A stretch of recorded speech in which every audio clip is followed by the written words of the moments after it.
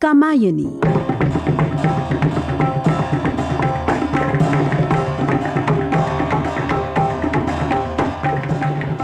कामायनी जयशंकर प्रसाद की सुप्रसिद्ध महाकाव्य पर आधारित इस रेडियो धारावाहिक नाट्य रूपांतर के पिछले भाग में आपने सुना, सत्य को मनुष्य जिस प्रकार अपने मतानुसार सीमित कर लेता है, मानव की स्थिति भी वैसी ही थी।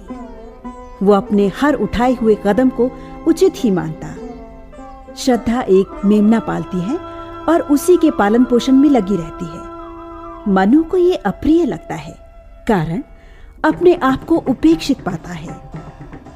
असुर जाति के आकुली और किलात पशु को देखकर उसका मांस खाने की योजना बनाते हैं। मनु के कर्म यज्ञ में पशु की बलि चढ़वा देते हैं। अपनी प्रिय पशु की बलि से आहत श्रद्धा मनु को धिक्कारती है। मनु पहले तो अपना पक्ष प्रस्तुत करते हैं कि संसार की सब वस्तुएं उपभोग के लिए हैं, उनका निर्माण संतोष के लिए हुआ है और वही जीवन की सफलता है। श्रद्धा तर्क देती है कि अपने में सब कुछ भरकर व्यक्ति विकास के मार्ग पर प्रशस्त नहीं हो सकेगा। सेवा से सृष्टि का विकास होगा। निजी सुख तो केवल स्वार्थ है, अकेले सुख कैसा। मनु श्रद्धा को मनाता है कि जो श्रद्धा कहेगी मनु वही मानेगा और करेगा। श्रद्धा पिघल जाती है। तो लीजिए आगे सुनिए कामायनी भाग 6।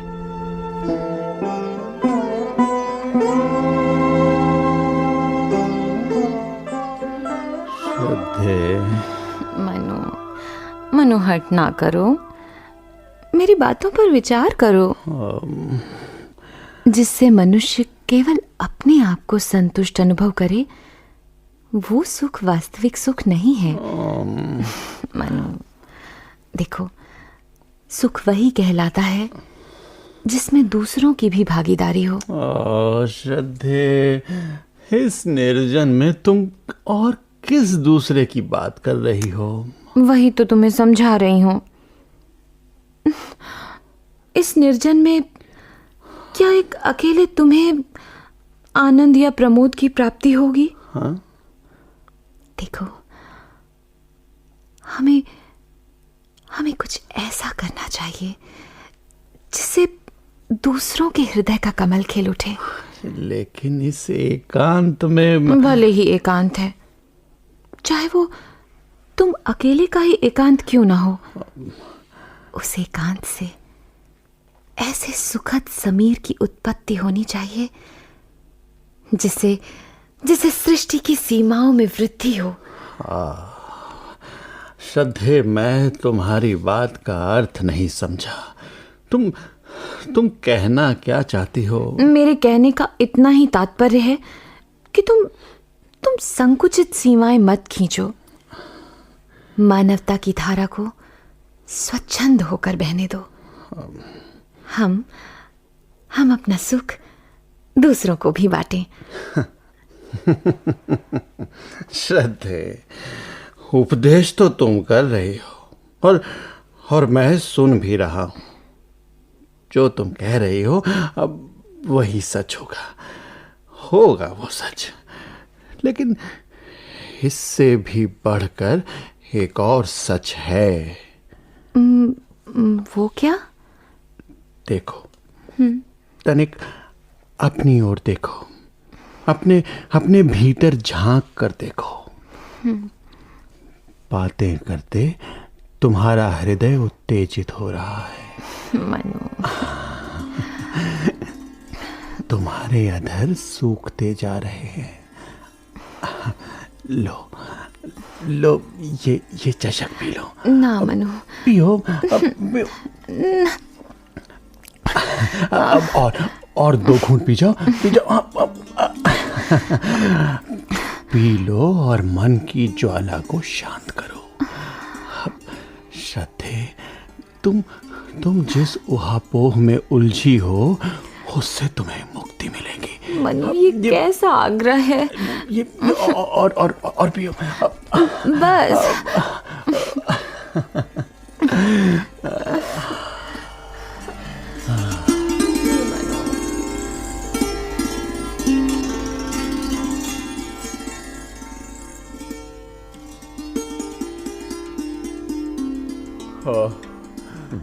क्यों भाई किलात? हाँ, कभी गुफाओं में, कभी लता कुंजों में, कभी किसी नदी के किनारे, क्या इसी तरह भटकते रहेंगे हम?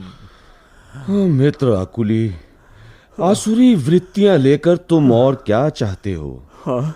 किस सुख की आशा रखते हो? जिस उद्देश्य के लिए हमारा यह जन्म हुआ है, उसकी पूर्ति तो हो ही रही है। हाँ, सो तो है।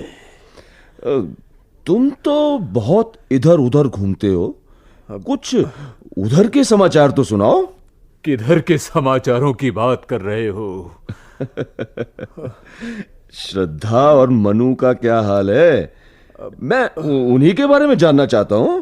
हाँ, तुम तो उधर गए ही होगे। अरे किलात, कभी कभी उधर का चक्कर भी काट आता हूं। तो सुनाओ ना, क्या हाल चाल है उनके? हाँ, पल भर की उस चंचलता ने श्रद्धा को परास्त कर दिया। हाँ? वो अपने हृदय पर से अपना अधिकार खो बैठी। अच्छा।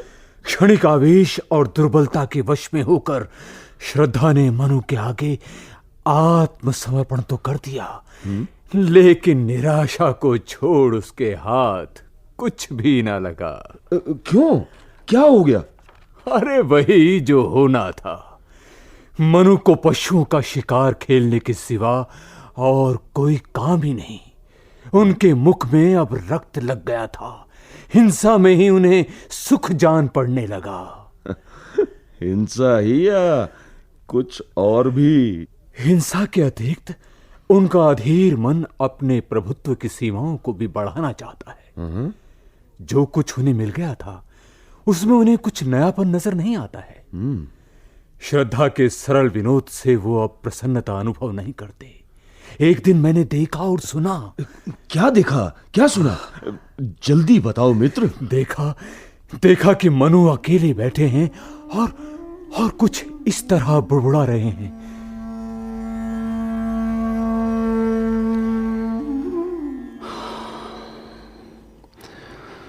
श्रद्धा का वो प्रणय भाव और उसकी सरल अभिव्यक्ति अब कहाँ गई? भाव ना गई, वो स्फूर्ति भी अब नहीं है। अब न तो वो अनुरोध ही है और न पहले जैसा उल्लास है। अब उसकी वाणी में पहले जैसा चाव भी नहीं रहा। जब देखो बैठी हुई या तो अन्न का संग्रह कर रही है या धान बीन रही है। कभी थकती भी तो नहीं।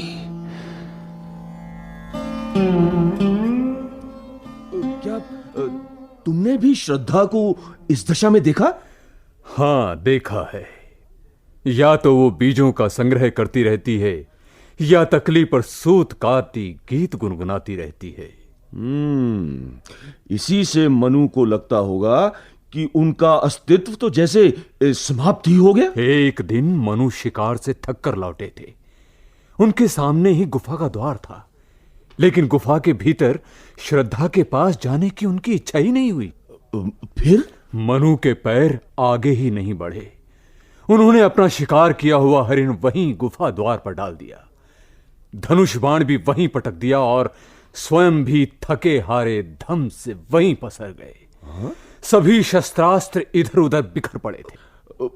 और श्रद्धा, वो कहां थी? उसने बाहर आकर कुछ नहीं देखा? मित्राकुली, मैंने आंख बचाकर झांक कर गुफा में देखा तो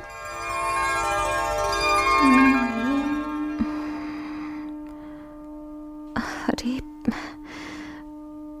पश्चिम की लालिमा भी अब काली पड़ गई। लेकिन वे शिकारी, मेरे प्रिय मनु, अभी तक नहीं लौटे। कहीं कोई चपल पशु उन्हें दूर तो नहीं ले गया? क्या सोच रही हूं मैं? पर वो अभी तक लौटे क्यों नहीं?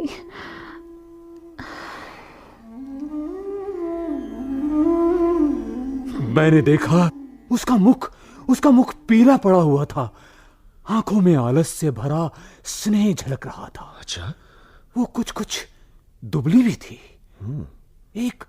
एक अजीब तरह की लज्जा उसके मुख पर थी। लता की तरह उसका शरीर कांप रहा था। अरे मूर्ख, ये तो माता बनने के लक्षण है। क्या? हाँ, क्या मनु इस स्थिति से परिचित नहीं? क्या वो श्रद्धा से मिलने गुफा के अंदर नहीं गया? अब कुछ देर इधर उधर घूमने के बाद मैं जब फिर से उधर गया तो मैंने देखा कि मनु के पास श्रद्धा आकर खड़ी हो गई।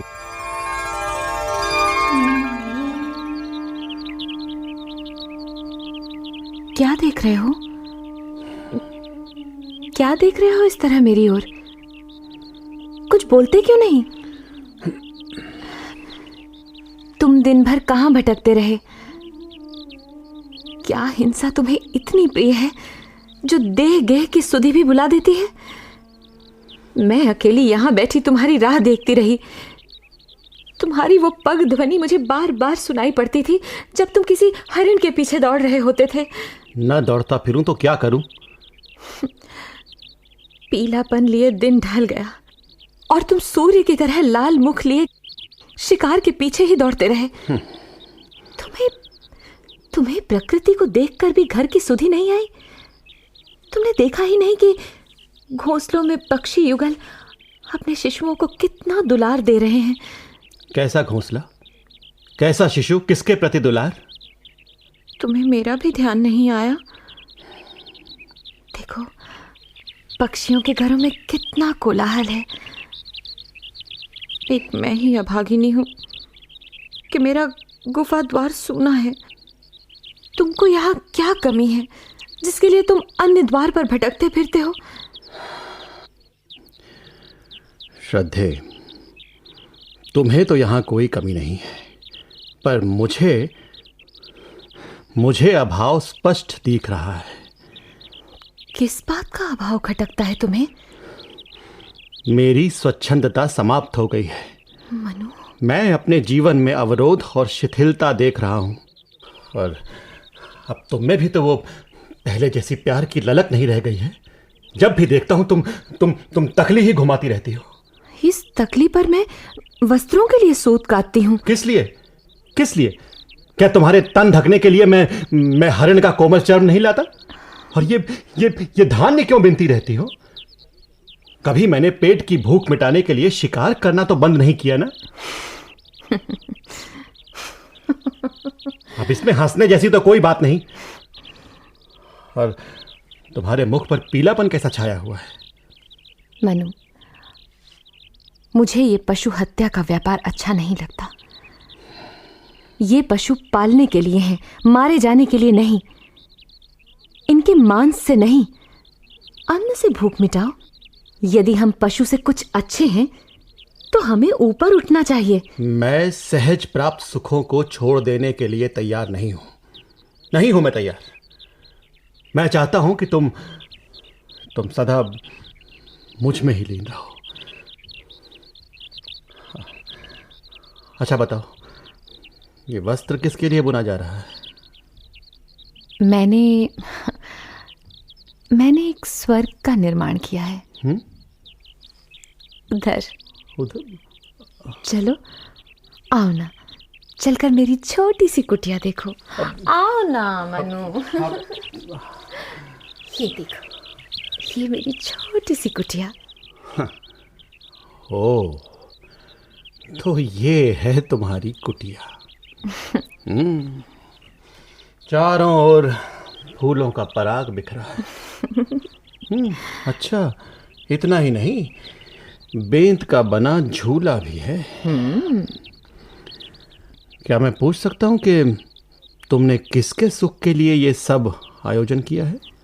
किसी तरह का भ्रम मत पालना। हाँ, किसी के प्रति व्यर्थ ही ईर्ष्या से भी मत भरो। घोंसला तो मैंने बना लिया है, किंतु कलरव करने वाले की अभी कमी है। जब तुम दूर चले जाते हो तो मैं अपना अकेलापन दूर करने के लिए गीत गाती और तकली घुमाती रहती हूँ। जो नया अतिथि आने वाला है उसके लिए वस्त्र तैयार करने में लगी रहती हूँ। वही तो जानना चाहता हूं मैं, कौन अतिथि आने वाला है? एक नन्हा सा शिशु। शिशु? हाँ, जब कभी तुम शिकार के लिए जाओगे तब मेरा संसार सूना नहीं रहेगा और मैं अपनी शिशु से अपना मन बहलाया करूंगी। मैं उससे झूला झुलाऊंगी, उसकी क्रीड़ाओं से मेरा मन आनंद का अनुभव करेगा। तुम तो आनंद का अनुभव करोगी और मैं वन में कस्तूरी हरिण की तरह अपने मन की शांति खोजता फिरूंगा। हरिण की तरह भटकोगे या उनका शिकार करोगे? मनु, मैं फिर कहती हूँ, तुम इस हिंसा हत्या से बचो। ये बात तो मेरी समझ में आती है कि शस्त्र हिंसक से रक्षा करने के काम आए, लेकिन निरीह और उपकारी प्राणियों की हत्या के लिए शस्त्रों का प्रयोग हो, ये कहाँ का न्याय है? न्याय अन्याय क्या है ये मैं नहीं जानता, लेकिन मैं ये तो मान नहीं सकता सुख सहज लब्ध यूं छट जाए। जीवन का जो संघर्ष चले वो विफल रहे, हम छले जाएं। मैं ऐसा कब कह रही हूँ? मैं तो उस शिशु के लालन पालन की ओर संकेत कर रही हूँ जिसकी मधुर किलकारियाँ हमारी सब पीड़ा हर लेंगी। मैं तो उस दिन की प्रतीक्षा में हूँ जब मेरी आंखों का सब पानी तब बन जाएगा अमृत स्निग्ध। उन निर्विकार नैनों में जब देखूंगी अपना चित्र मुग्ध। तुम तो लता सी फूल उठोगी, लेकिन मेरा एकांत, मेरा सुख तो मुझसे छिन जाएगा ना। नहीं नहीं, मैं ये जलन नहीं सह सकता। श्रद्धे, भूलो मत, केवल मैं ही एकमात्र तुम्हारे प्रेम का अधिकारी हूं, केवल मैं। लेकिन उसकी ममता से भी तो जलन दूर होगी। नहीं, मुझे किसी की ममता नहीं, अपना ममत्व चाहिए। तनिक विचार करो प्रियतम, मैं हूं, तुम हो और तीसरा वो होगा। ये प्रेम का विस्तार नहीं तो और क्या? ये द्वैत है, दुविधा है। ये तो प्रेम बांटने का एक प्रकार है, और मैं बंटा हुआ प्रेम नहीं चाहता। क्या मैं भिखारी हूं जो घुटने टेक कर अवशिष्ट प्रेम का दान स्वीकार करूं? प्रेम के दान की तो बात मैंने कही ही नहीं। ये कभी नहीं हो सकता, नहीं हो सकता श्रद्धे। मैंने तुम्हारे प्रति जो विचार बनाए हैं मैं उन्हें लौटा लूंगा। तुम जल से भरे बादलों के समान दानशील बनकर प्रेम जल की बूंदें मत बांटो मुझे तुम्हारे प्रेम की आवश्यकता नहीं।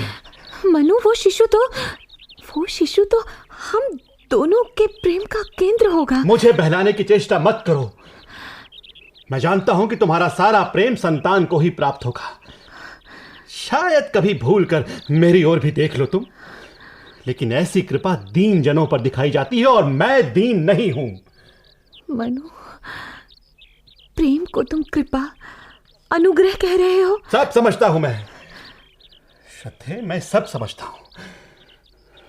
सुनो, इस दीन अनुग्रह का मुझ पर बोझ लादने में अपने को समर्थ मत समझो।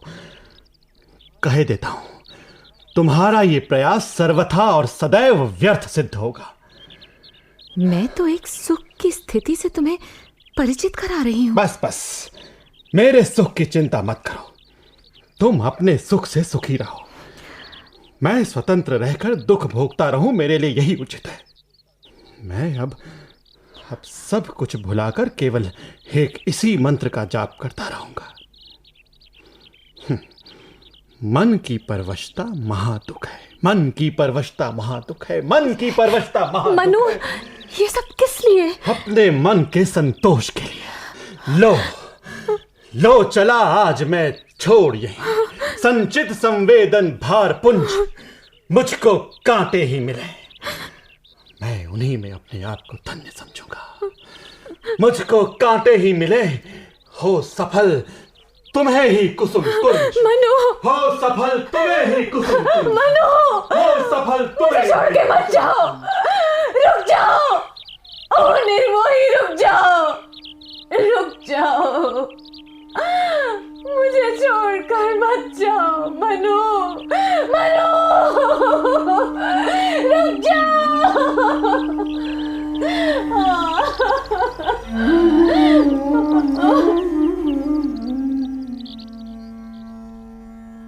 तो क्या मनु ने श्रद्धा की पुकार नहीं सुनी? उसने मुड़कर भी नहीं देखा? नहीं मित्र, वो अधीर होकर मनु को पुकारती रही, लेकिन अपने हृदय की जलन को लिए मनु निर्जन प्रदेश की ओर बढ़ते गए। तो क्या तुमने उसका पीछा नहीं किया? कुछ दूर तक जाकर देखते तो कि मनु जा कहाँ रहा है। मैं छुपता छुपाता मनु से कुछ फासला रखता हुआ पीछे पीछे चला। मैंने अनुभव किया कि मनु श्रद्धा को छोड़कर चला तो गया, परंतु उसका जीवन लक्ष्य विहीन हो गया। फिर तो वो बहुत अशांत हो उठा होगा। हाँ, एक लंबे समय तक पर्वतों, वनों और मैदानों में घूमने के बाद सरस्वती नदी के किनारे बसे सारस्वत नगर जा पहुंचा। लेकिन वो सारस्वत नगर तो बिल्कुल उजड़ चुका था। खंडहरों में मनु को क्या शांति मिली होगी? वहां तो और भी अधिक बेचैनी बढ़ गई होगी उसकी। हाँ, बेचैनी तो बड़ी ही होगी। मैंने तो केवल इतना देखा कि मनु उस उजड़े नगर के एकांत कोने में आराम करने बैठ गया। लेकिन मित्र, मुझे वहां एक आश्चर्यजनक वाणी सुनने को मिली। वाणी? किसकी वाणी? कैसी वाणी? क्या सुना तुमने? किसकी वाणी थी ये तो मैं नहीं कह सकता, लेकिन उस वाणी में एक गंभीरता थी, एक वेदना थी, कोई प्रश्न था। हो सकता है कि वो मनु का विषाद ही हो, ये भी हो सकता है कि उस विषम परिस्थिति में प्रकृति की ही पीड़ा गूंज उठी हो। जो भी हो मित्र, तुमने जो भी सुना मुझे भी तो सुनाओ। तुम सुन सकते हो, मेरे कानों में तो अभी तक वो शब्द गूंज रहे हैं। ये विक्षुब्ध जीवन इस तरह तेजी से आगे बढ़ रहा है जैसे किसी गहन गुफा से प्रबल आंधी उमड़ती चली आ रही हो। इस आंधी ने आकाश, अग्नि, वायु, पृथ्वी और जल, पांचों तत्वों को विकल कर दिया है। ये अस्तित्व स्वयं भी भय की उपासना करता जान पड़ता है और सभी को भयभीत भी कर रहा है। इससे स्पष्ट है कि आज का प्राणी सभी किसी को कटुता बांट रहा है, सारे विश्व को अधिकाधिक दीन करता चला जा रहा है। निर्माण और विनाश में ही उसकी क्षमता की इतिश्री हो रही है। संघर्ष के क्षेत्र में उतरकर हर किसी के प्रति या तो ममता है या वैराग्य। दुविधामय जीवन चिरंतन अस्तित्व रूपी धनुष से टूटे हुए इस विषम तीर का आखिर लक्ष्य क्या है? ये कौन से लक्ष्य को बेधने के लिए चला जा रहा है?